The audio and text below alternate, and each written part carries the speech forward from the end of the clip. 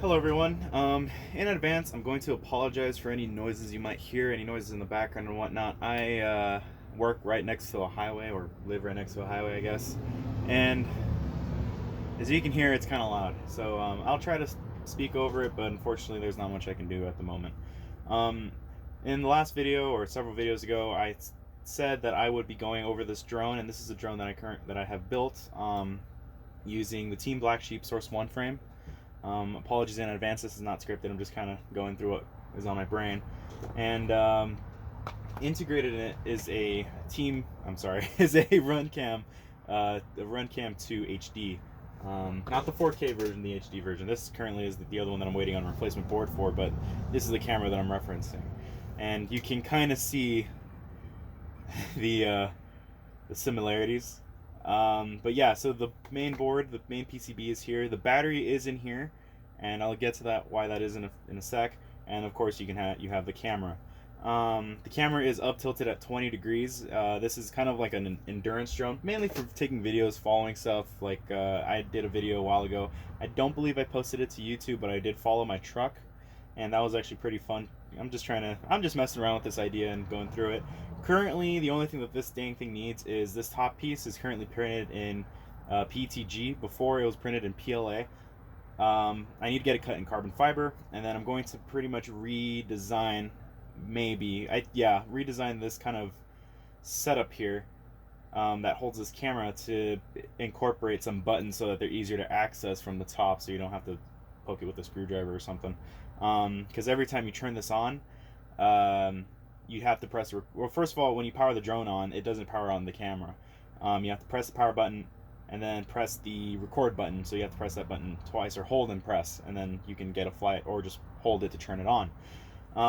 The other issue is that without the battery that this thing has, so this little guy, without this battery, the camera will not save any of the information that you set for it. So one problem that I had that resulted in a crash when I was kind of testing this idea on another frame, which I actually, surprisingly enough, have it right here. This is a Lumineer frame, except I was flying it like this with the camera like this. But the problem that I found with this is that without the battery on board, it will not save any settings that you set to the camera beforehand, or it won't save settings if you turn off the camera. So let's say one flight, you turn the drone on, connect it to Wi-Fi, you make sure it doesn't turn off after 3 minutes, you set your video record rate or your resolution and whatnot.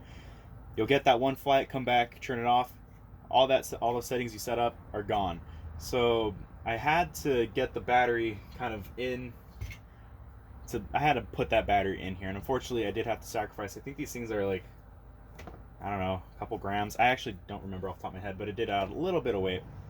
I don't mind it at all. It still flies pretty fine. But other than that, so far, only other issue I've had is that if you have the auto record function on, what actually happens is that once the drone's powered on, this will actually turn on the camera and start recording automatically, which is very convenient. However, there is a bug. I'm not sure if this is a firmware bug or if this is just an issue. I'll try it again and I'll see. There's a bug where if you power this off and then you stop the recording, the camera freezes. I'm not sure if it freezes because you try to power it off. I'm not sure if it freezes because there's no power to it. But yeah, the camera freezes, and it kind of sucks because, well, that you can't fly the drone anymore until it decides to shut off on its own, which it does after, I don't know, probably like a minute or two. So that is one other issue that I've kind of come across with this. But other than that, being able to record HD video is actually pretty handy on this drone. Other little specs and pieces is that this drone is using a SpeedyBee F7. I recently changed to this, and it's running iNav. Mainly for I do plan on adding a GPS to this, so it's kind of to get this to fly a little bit more like I don't want to say like a DJI, it's going to be more of an acrobatic DJI, I guess. I don't know. It's just, like I said, I'm going through the process of the build. It's going to change. There's going to be idea changes, maybe even a frame change. I'm not sure, but I actually like this setup here. I'm not sure if I posted the video. I think the video where I was flying acro mode, actually the last video, yeah. I actually had three bladed props on this all around, and I got about like a 4-6 minute, I think it was a 4-minute flight time. And then I think 2 days later, I actually got these from work, and I'm sorry, I can't speak English today, I apologize. I put these on here. These are two-bladed props. These are from the Rise drone made by Blade, I think. I might be wrong. Um, Two-bladed props, and I actually managed to push off 8 minutes with this from takeoff to landing, and I do have video recording of that. So yeah, I will be posting that hopefully after this video, or together. I don't know.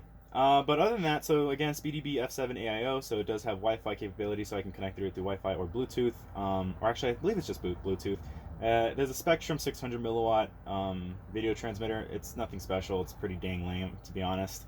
And I'm using a Happy Model EP1 Express LRS receiver, so the range is pretty damn good. The video dies before the range does, so I am actually liking that setup. The ESCs are not going to stay forever. I'm trying to find some separate ESCs that are D-Shot capable. So yeah, these are kind of garbage. And the motors are just whatever the heck I had when I got the original drone.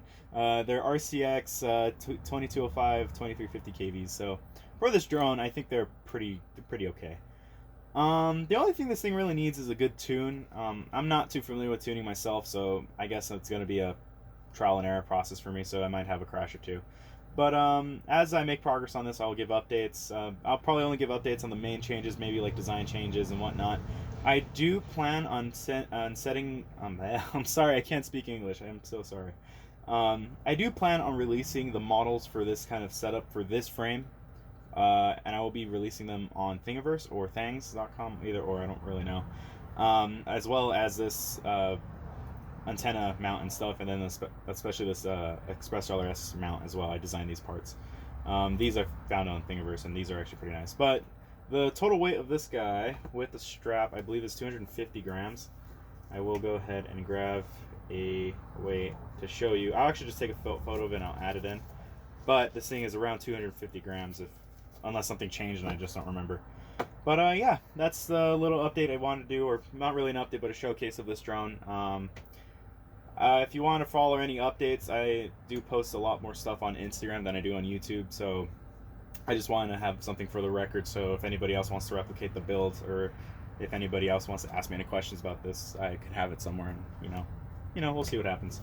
But yeah, thank you for watching if you're watching, and up next will be some flight footage, the 8-minute flight footage, hopefully uncut and unedited maybe, or just uncut and some music, because it can be a pretty boring 8 minutes. But sorry, I'm ranting, so here you go.